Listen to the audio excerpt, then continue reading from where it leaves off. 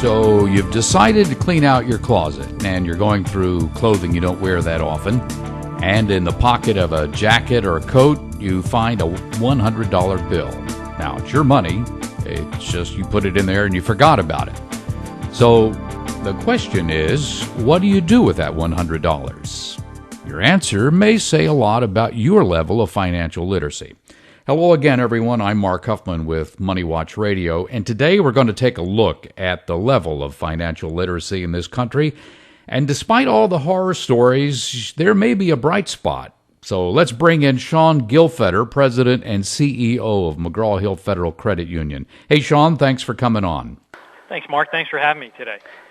Now, your company recently conducted a survey of young people in the U.S., and you found, and this surprises me, you found that young people are a pretty thrifty group, maybe more so than their older peers. That had to be a pleasant surprise. I think, Mark, teens today are learning from the mistakes of many an adult. Looking at the economy, where we are from a recessionary perspective, 5 years out from a recession, and the job market does not look that hopeful for them, even with a college degree. So I think they're recognizing that responsibility, first resides with themselves. And when we talk about, financial wellness and how individuals can improve their financial wellness, teens today, have an opportunity to start off on the right foot. And I think they see, a lot of the pain that their parents are going through. I remember growing up, and my parents were very adept at hiding the financial, situation of our family. And in today's environment, there's much more transparency.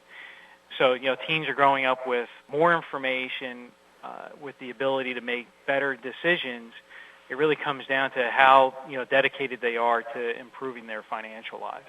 That's a really good point because, we hear a lot about the Depression generation that came of age after the stock market crash of 1929 and suffered hardships, fought World War II, and these folks turned out to be a pretty thrifty bunch throughout their lives. So maybe this younger generation is following in their footsteps. What other encouraging trends did this survey reveal?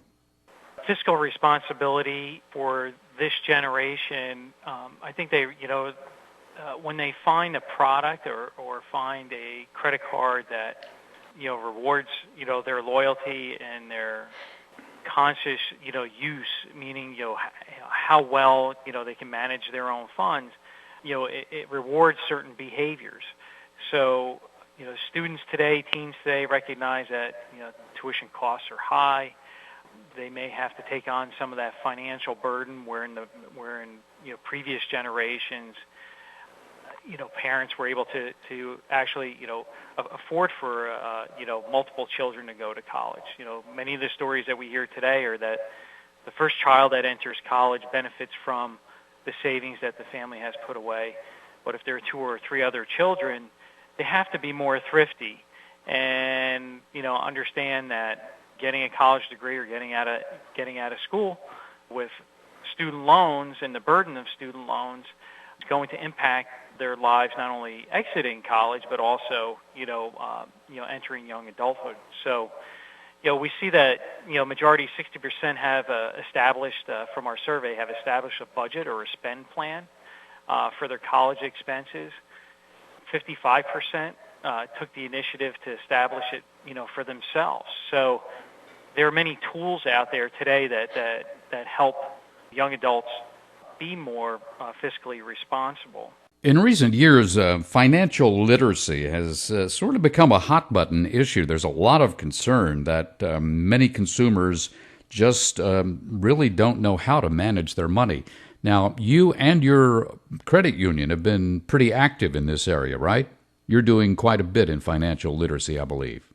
Yes, we do. We recognize that probably about 3 years ago that there was a huge gap in financial education as the state of New Jersey instituted the 9.2 standards throughout the public school environment that was to be in all public schools by the end of 2014, there was a gap in the educational system. So we've opened up our doors and shared a lot of our experiential learning from our membership base with not only educators here in the state of New Jersey, but our membership and those within the communities that we serve. Part of that was, to really bring people together to share their experience, their knowledge, and also, helpful consumer, tips so that they can improve their financial lives.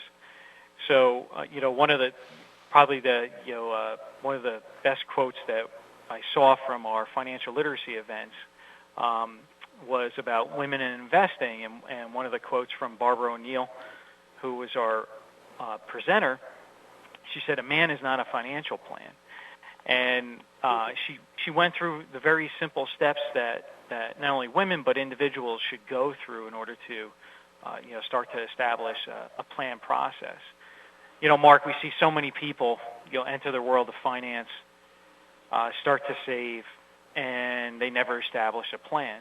So without a plan, there's no goals, and without goals, how do you know you're working towards the end game or the point in which you want to achieve? And I think the plan process is really critical and so important, even for young adults. It helps you set goals and set milestones for you to achieve. And you bring up a good point, because many Americans are just nearly clueless when it comes to money. Do you think it comes down to education? They've just never been taught? There's formal education around financial education, and then there's the experience that consumers have as they enter the marketplace.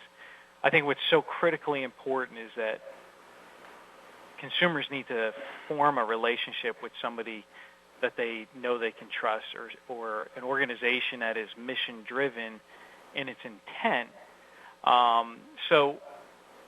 In today's marketplace, many products are geared up towards taking extra fees or taking money from individuals, or challenging individuals in certain ways, and you can't really learn that in a formal education environment. You go out into the marketplace, and if you take the recommendation of, let's say, somebody that says, "Hey, here's someone that you should be doing business with," taking the financial advice from someone just because they're wealthy or related doesn't really mean that may be the right person for you to trust at the end of the day. So there's our key elements of formal education that I think young adults should have as a good core foundation, which really allow them to ask the specific or certain types of questions to help them understand not only what their needs are, but am I partnered with the right person in the marketplace to fulfill those needs? Okay, final question. Give me your top 2 or 3 things that you think are the most important things that consumers should know and understand about money. Money, unfortunately, our society has made money a rather complicated process, and it doesn't have to be that complicated.